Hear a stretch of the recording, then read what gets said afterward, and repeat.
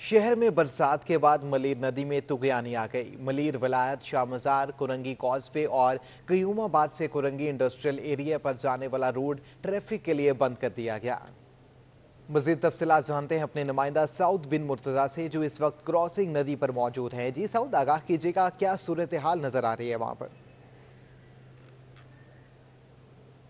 मैं इस वक्त किसी पिकनिक पॉइंट या डैम के पास मौजूद नहीं हूं, बल्कि कोरंगी की मेन सड़क है, कोरंगी क्रॉसिंग, जो कि कयूमाबाद से कोरंगी को मिलाती है। कैमरामैन आगा रफीक आपको दिखाएं कि सड़क जो है मुकम्मल तौर पर डूब चुकी है, पानी है, और ये वो पानी है जो कि मलीर नदी में तुगयानी के बाद बहाव से आ रहा है।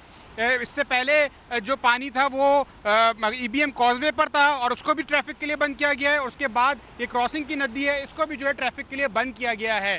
इन दोनों सड़कों को इसीलिए बंद किया गया है कि जो पानी का बहाव है वो बहुत ज़्यादा है, बहुत तेज़ी से पानी जो है इस पर बह रहा है। ट्रैफिक पुलिस की जानिब से कहा जा रहा है कि आज मुकम्मल तौर पर ये बंद रहेगा, और अगर कल भी यही सूरत हाल रही तो इसको कल भी ट्रैफिक के लिए बंद रखा जाएगा। आवाम को जो जाम सादिक ब्रिज है उस पर और जो दीगर मुतबादिल रास्ते हैं वहाँ पर जो है ट्रैफिक को मोड़ा जा रहा है। आज छुट्टी का दिन है, ट्रैफिक के जो फ्लो है वो काफ़ी कम है सड़कों पर। इसके बावजूद जो ट्रैफिक आ रहा है उसको जो है मुतबादिल रास्तों पर मोड़ने की कोशिश की जा रही है। गुज़श्ता माजी सालों में ये भी देखा गया था कि यहाँ पर इंसानी जानों का ज़िया और जो माली नुकसान है वो भी हुआ था, गाड़ी और मोटरसाइकिलें बह गई थी। इसी वजह से कि किसी को इस सड़क पर, दोनों सड़कों पर आने की इजाज़त नहीं दी जा रही।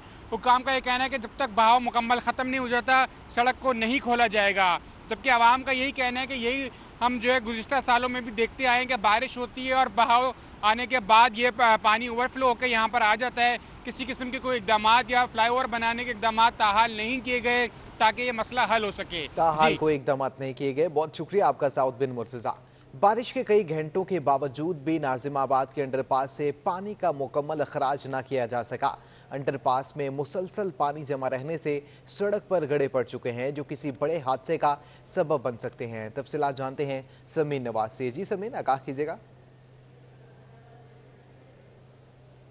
बिल्कुल, देखिए इस वक्त हम नाज़िमाबाद मोहसिन भोपाली अंडरपास में मौजूद हैं और बारिश को थमे हुए कई घंटे गुजर चुके हैं, लेकिन इसके बावजूद हम देख रहे हैं कि जो वाटर पॉन्डिंग्स हैं वो भी अभी जगह जगह नज़र आ रही हैं। इसी तरह से इस अंडरपास में इस वक्त भी पानी जो है वो खड़ा हुआ है। वो कि इसको निकालने की कोशिश की गई है, लेकिन मुकम्मल तौर पर पानी अभी यहाँ से निकाला नहीं जा सका है, जिसकी वजह से इस अंडरपास से ट्रैफिक भी जो है अभी नहीं हमें गुजरता हुआ नज़र आ रहा है। कैमरामैन शौकत अली अगर आपको दिखा सकें तो पानी की भरे होने की वजह से जो है इस अंडरपास की जो रोड है वो पूरी तरह से टूट फूट का शिकार हो चुकी है। जगह जगह गड्ढे पड़ चुके हैं, उन गड्ढों में पानी भरा हुआ है, और चूंकि अंडरपास है और लाइटिंग का कोई प्रॉपर सिस्टम यहाँ पर नहीं है, लिहाजा अंधेरे में अगर गाड़ी इस पानी में से गुजरेगी तो किसी किस्म का हादसा रोनुमा हो सकता है। इंतज़ामिया की ये होनी चाहिए कोशिश कि अगर बारिश हो गई है और पानी भर गया है तो जल्द से जल्द इस पानी की निकासी को मुमकिन बनाया जाए, शहरियों को किसी भी बड़े हादसे से महफूज रखा जा सके।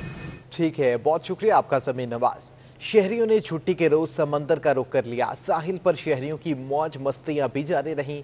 मौसम की क्या सूरत हाल है जानते हैं अपनी नुमाइंदा रबिया खान से। जी रबिया, आगाह कीजिएगा, शहरी वहां पर मौजूद मौसम को किस तरह एंजॉय करें? 2 रोज़ कराची में रहने वाली बात के बाद जो है वो शहरियों के चेहरे खिल उठे हैं, और मौसम जो है वो आज थोड़ा गर्म है, लेकिन शहरी जो है वो बारिश के आज भी मुंतज़िर हैं, क्योंकि आज छुट्टी का रोज़ है। तो शहरियों की ख्वाहिश यही है कि आज भी बारिश हो। यही वजह है कि शहरियों की बड़ी तादाद जो है वो उन्होंने समंदर का रुख कर लिया है, और आप मेरे अकब में भी देख सकते हैं कि लोगों की बहुत बड़ी तादाद जो है वो यहाँ पर इस वक्त साहिल पर मौजूद है। कुछ फैमिलीज़ हमारे साथ मौजूद हैं, उनसे ज़रा बात करते हैं, उनसे पूछते हैं कि उन्होंने कितना आज समंदर पे एंजॉय किया और बारिश में, होने वाली बारिश में कितना एंजॉय किया था। मुझे ये बताइएगा कि यहाँ साहिल पर आज आप आई हैं, कितना एंजॉय कर रही हैं, और 2 रोज़ बारिश कितनी एंजॉय की? बहुत इनफ एंजॉय की, और बहुत अच्छा लगा है यहाँ पर भी आके, बहुत अच्छा लगा। मौसम यहाँ कैसा लग रहा है? ठंडी हवाएं चल? ज़बरदस्त है, बहुत ज़बरदस्त मौसम है, ठंडी हवाएं चल रही हैं, मौसम भी बहुत वीआईपी है। आप क्या कहना चाहेंगी, बारिश कितनी एंजॉय की, और मजीद इंतज़ार है कि कराची में और बारिश होनी चाहिए? जी, इंतज़ार तो कराची में और बारिश होनी चाहिए, और बहुत एंजॉय किया हमने यहाँ पर, बहुत मज़ा आ रहा है, मौसम भी बहुत अच्छा हो रहा है। आप क्या कहना चाहोगी, कितना मज़ा आ रहा है, कितना बारिश को कैसे एंजॉय किया? बहुत अच्छा। यहाँ कितना मज़ा आ रहा है? सही है, अच्छा लग रहा है।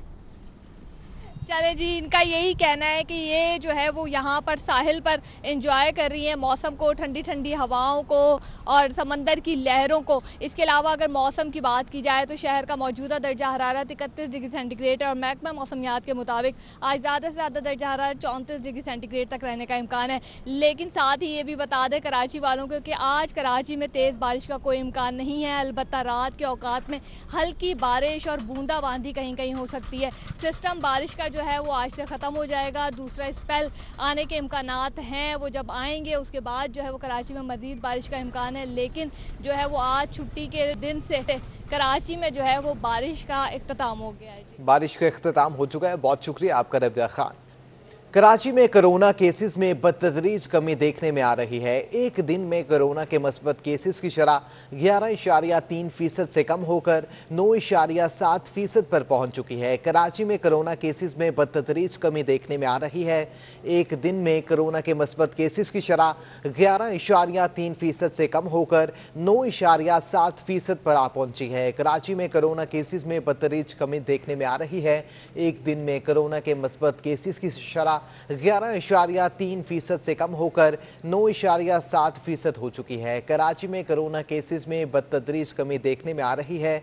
एक दिन में कोरोना के मस्बत केसेस की शरह 11.3% से कम होकर 9.7% पर पहुंच चुकी है। तफसीलात जानते हैं ज़िशान अहमद से। जी ज़िशान, आगाह कीजिएगा, 24 घंटों में अमवात और नए केसेस की क्या रिपोर्ट है?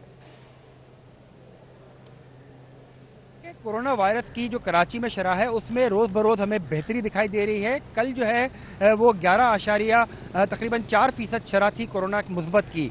अब जो है वो शरह 1% कम हुई है। अब 10% शरह जो है वो कराची में गुज़िश्ता 24 घंटों में रिकॉर्ड की गई है। अगर हम बात करें पूरे सिंध की तो 900 केस जो है वो मजमूई तौर पर गुज़िश्ता 24 घंटों के दौरान रिपोर्ट किए गए हैं, जिनमें कराची में 412 केसेस जो हैं वो कोरोना से हवाले से रिपोर्ट हुए हैं। इसके अलावा सिंध भर में 11 अमवात हुई हैं, जिनमें 6 अमवात जो हैं वो कराची में हुई हैं।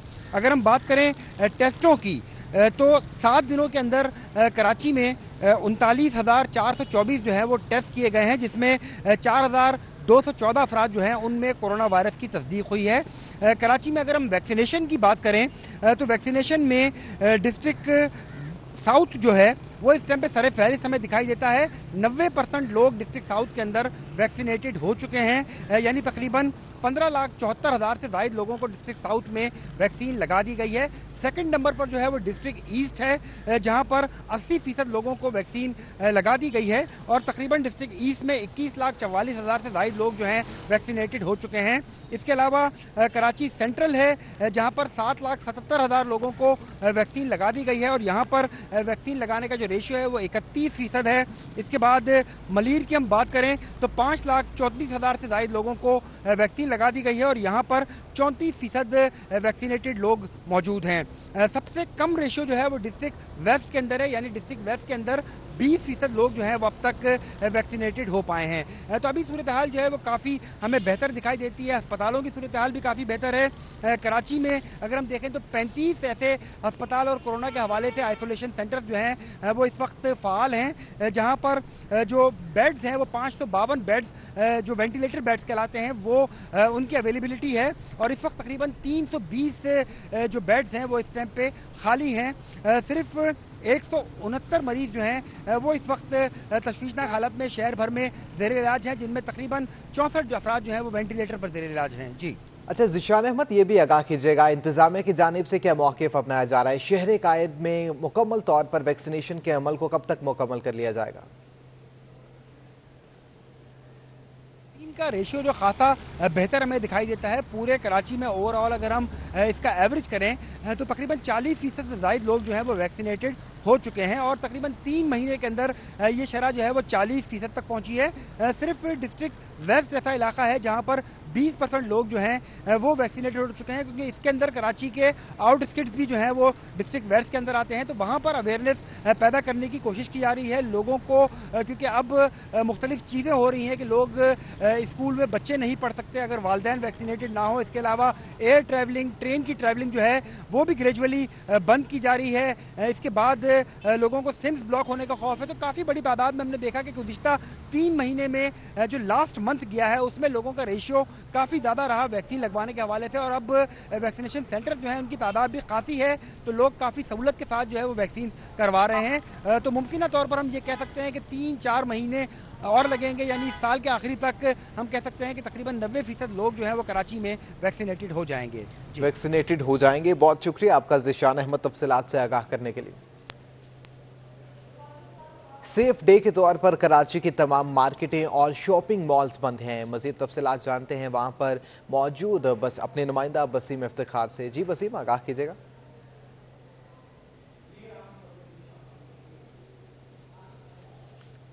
के अहकामात के तहत आज सेफ डे मनाया जा रहा है, और सेफ डे के तजुर्बे में अगर हम कराची की मार्केटों का जायज़ा लें तो इस वक्त मैं मौजूद हूँ कराची की ज़ैनब मार्केट में। आम दिनों पर यहाँ पर हम देखते हैं कि ज़रूरत ज़िंदगी की अशिया की ख़रीदारी, जिसमें बच्चों के बड़ों के कपड़े शामिल हैं, शूज़ शामिल हैं, या फिर दीगर ज़रूरत ज़िंदगी की अशिया, उसकी ख़रीदारी के लिए इस मार्केट पे हम देखते हैं कि खासा रश नज़र आता है। ख़ासी मसरूफ़ कारोबारी ज़िंदगी होती है। उसके साथ साथ यहाँ पर दफातर भी हैं। तमाम सेफ डे के तौर पर हम देख रहे हैं कि ये मार्केट जो है वो मुकम्मल तौर पर बंद है। इसी तरीके से अगर हम बात करें सदर की मुख्तलिफ़ मार्केटों की, जिसमें बोरी बाज़ार है, जोड़िया बाज़ार है, और दीगर मार्केटें जिसमें हैदरी मार्केट है, तारिक रोड की मार्केट है, गुलशन इकबाल की मुख्तलिफ़ मार्केट्स हैं, लैक्टाबाल की मुख्तलिफ मार्केट्स हैं, तमाम तर रिटेल की मार्केटें और होल सेल की मार्केटें तमाम तर वो बंद हैं, और वहाँ पर कारोबारी सरगर्मियाँ और तजारती सरगर्मियाँ मुकम्मल तौर पर बंद हैं।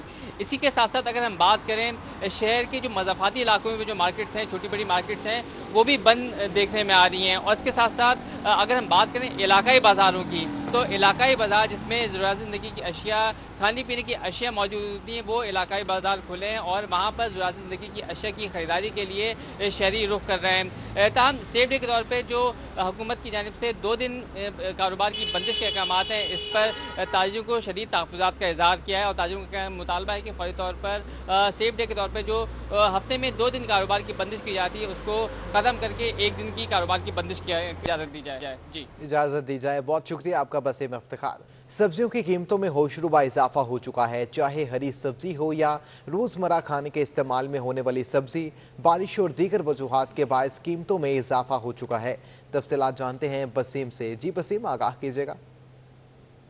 महंगाई की लहर ने जहां हर खास आम को परेशान करके रखा है, तो वहीं हम देख रहे हैं कि महंगाई का इम्पैक्ट सब्जियों पर भी नज़र आ रहा है। इसी वजह से सब्जियों की कीमतों में भी इजाफा हुआ है। चाहे हरी सब्जी हो या फिर रोज़मर्रा जो खाने तैयार किए जाते हैं उसमें इस्तेमाल करने वाली सब्जी हो, उनकी कीमतों में हम इजाफा देख रहे हैं। बिलखुसूस अगर बात करें प्याज, आलू, टमाटर, इनकी कीमतों में होशरुबा इजाफा हुआ है। प्याज जो है जो कि रिटेल की सतह पर पहले 50 रुपये थी, अब वो 10 रुपये महंगी होकर 60 रुपये किलो हो गई। इसी तरीके से आलू भी जो है कि पहले 50 रुपये थे, वो महंगे होकर तकरीबन 10 रुपये महंगे होकर 60 रुपये हो गए। इसी तरीके से टमाटर की कीमतों में भी इजाफा हुआ है। टमाटर जो है वो 20 रुपये महंगे हो गए रिटेल की सतह पर। पहले जो टमाटर 60 रुपये था वो अब 80 रुपये तक हो गया है। इसी तरीके से जो रोज़मर्रा खाने के साथ साथ जो हरी सब्जी जो डिश के तौर पर तैयार की जाती है, इसमें भिंडी हो गई, टिंडे हो गए या फिर दीगर सब्जियां हो गई, इनकी कीमतों में भी इजाफा हुआ है। टिंडे जो है वो 140 रुपये के हो गए मंडी में, जो कि 120 रुपये थे, ताहम रिटेल की सतह पर अभी भी जो है वो 160 रुपये फ़रोख्त हो रहे हैं। इसी तरीके से भिंडी जो है जो कि दर्जा अव्वल 120 से 140 रुपये हो गई है, मंडी में 20 रुपये इजाफा हुआ है, ताहम रिटेल की सतह पर जो है अभी भी जो है वो 160 रुपये फ़ी किलो फ़रोख्त हो रही है। जो मार्केट ज़राए हैं उनका ये कहना है कि इस वक्त फसल मौजूद नहीं है, फसलें जो हैं वो ख़त्म हो चुकी हैं, जिसकी वजह से हम देख रहे हैं कि महंगाई का इम्पैक्ट पड़ा है, और दूसरी जानिब बारिशों की वजह से भी जो है वो सब्ज़ी महंगी हुई है। जी ठीक है, बहुत शुक्रिया आपका बसीम इफ्तिखार। महकमा तालीम सिंध की जानिब से असातिज़ा की 13,000 नई भर्तियों के लिए IBA टेस्टिंग सिस्टम ने टेस्ट की तारीखों का ऐलान कर दिया है। महकमा तालीम सिंध की जानिब से असातिज़ा की 13,000 नई भर्तियों के लिए IBA टेस्टिंग सिस्टम ने टेस्ट की नई तारीखों का ऐलान कर दिया गया है। महकमा तालीम सिंध की जानिब से असातिज़ा की 13,000 नई भर्तियों के लिए IBA टेस्टिंग सिस्टम ने टेस्ट की तारीखों का ऐलान कर दिया है। तफसीलात जानते हैं एहसन चांडियो से। जी एहसन चांडियो, आगाह कीजिएगा। जी बिल्कुल, देखें IBA टेस्टिंग सिस्टम ने कराची समेत सिंध भर में असातिज़ा की 13,000 असामियों की टेस्ट की तारीखों का ऐलान कर दिया है, जबकि कराची के तमाम अजला में टेस्ट सेंटर कायम किए जाएंगे। कुरंगी, शाह फैसल, मिल्लत टाउन, लांडी मॉडल कॉलोनी में 13 सितंबर को सुबह 7:30 बजे टेस्ट किया जाएगा, जबकि जिला जनूबी के इलाके आरामबाग, सदर गार्डन और लियारी में भी 13 सितंबर को टेस्ट किया जाएगा। उसके अलावा मलिर गडाफ टाउन, बिन कासिम मलिर टाउन, इब्राहिम हैदरी, मुराद शाह मेमन में 14 सितंबर को टेस्ट होगा। उसके अलावा जिला वेस्ट के इलाके बल्दिया टाउन, मंगोपीर की माड़ी, साइट माड़ीपुर और मोमिनाबाद और उसके अलावा औरंगी टाउन में भी 14 सितंबर को टेस्ट होंगे। जबकि हम बात करें जिला ईस्ट की तो उसमें गुलजार हिजरी, फिरोजाबाद, गुलशन इकबाल, जमशेद टाउन में 15 सितंबर को टेस्ट किया जाएगा। सेंट्रल के इलाके नॉर्थ नाजमाबाद, नाजमाबाद, गुलबर टाउन, लियाकताबाद और न्यू कराची में 16 सितंबर को टेस्ट होंगे। जी ठीक है, बहुत शुक्रिया आपका एहसन जानियो। सब्ज और हरियाली आंख को भाती है और मौसमियाती तब्दीली के सबब ये मौजूदा वक्त की ज़रूरत भी है। आपका घर छोटा हो तब भी आप अपने शौक़ की तकमील को पूरा कर सकते हैं। तफसीलात जानते हैं अपने नुमाइंदा जावेद इकबाल से। सब्ज़ा हर किसी को पसंद होता है और इसी शौक़ की तस्कीन के लिए हर इंसान अपने घर को सरसब्ज़ भी रखना चाहता है। कुछ बहुत बड़े पैमाने पे अपने शौक़ की तकमील करते हैं, कुछ छोटे पैमाने पे और छोटी जगह पे भी इस शौक़ को जो है वो बखूबी निभाते हैं। इस हवाले से हम आज एक मौजूद हैं इंजीनियर ख्वाजा मज़हर साहब के घर पर, जो पाकिस्तान बोनसाई सोसाइटी के सदर भी हैं, और वो किस तरह से बोनसाई आर्ट को लेके चल रहे हैं हम इनसे खुद जानेंगे। ख्वाजा साहब थोड़ा सा बताएँ बोनसाई क्या है? बोनसाई का मतलब है tree in a shallow container. जैसे कि आप देख सकते हैं ये कंटेनर चौड़ा है मगर शैलो है, इसकी डेप्थ नहीं है, और इसी में इसको रखते हैं हम सालों साल। जैसे कि ये ट्री है, ये 45 ईयर्स ओल्ड ट्री है, इसको इसी कंटेनर में रखा हुआ है, मगर इसकी रूट प्रूनिंग करते रहते हैं। साल 2 साल के बाद रूट प्रूनिंग करके इसी कंटेनर में वापस आ जाता है ये, और इसकी वजह से ये इसकी वर्टिकल हाइट नहीं बढ़ती और हॉरिजॉन्टल भी आपके कंट्रोल में होती है, कितना बड़ा रखना है, कितना हाइट रखनी है और कितना स्प्रेड होना चाहिए। और ये इसको मिनिएचर बनाना ही एक ये आर्ट फॉर्म है, रिकग्नाइज्ड आर्ट फॉर्म है, और मैं कोई 40-45 साल से ये काम कर रहा हूँ एज अ हॉबी, और अब तो मैं रिटायर्ड हो गया हूँ। कौन से पौधे आपके कितने पुराने हैं? ये कराची में बोनसाई के लिए मेरा एडवाइस यही है कि फाइकसेस की जितनी भी वैरायटीज़ हैं उस पे काम किया जाए, उसको बोनसाई बनाने की कोशिश करे। ये फाइकस रेटूसा है, ये अबाउट 42 ईयर्स ओल्ड है। ये फाइकस बेंजामिना है, ये 40 साल पुराना है। ये इमली का फॉरेस्ट है, ये 20 साल पुराना है। ये क्लोरोडेंड्रॉन हाइड्रोफिलियम है, ये कोई 35 ईयर्स ओल्ड है। और तो बहुत ही जैसे लग रहा है कोई बड़ा दरख्त है और उसको आपने समेट दिया। बस ये सारा डिपेंड करता है आप किस तरह शेप देते हैं और किस तरह उसको ट्रिमिंग करते हैं।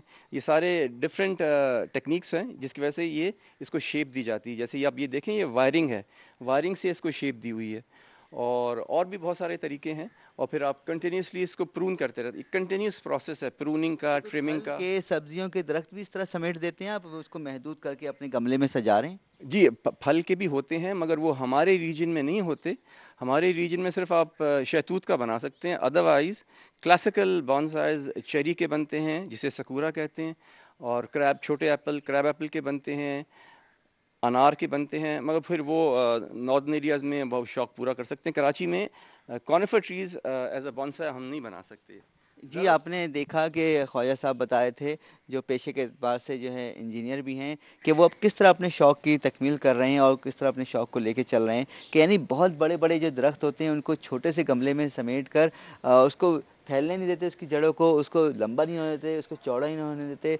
तो ये एक आर्ट है, जापानी आर्ट, जिसको वो बखूबी निभा रहे हैं। और इस हवाले से इनको जापानी हुकूमत ने अवार्ड से भी नवाजा है और सराहा है इनके काम।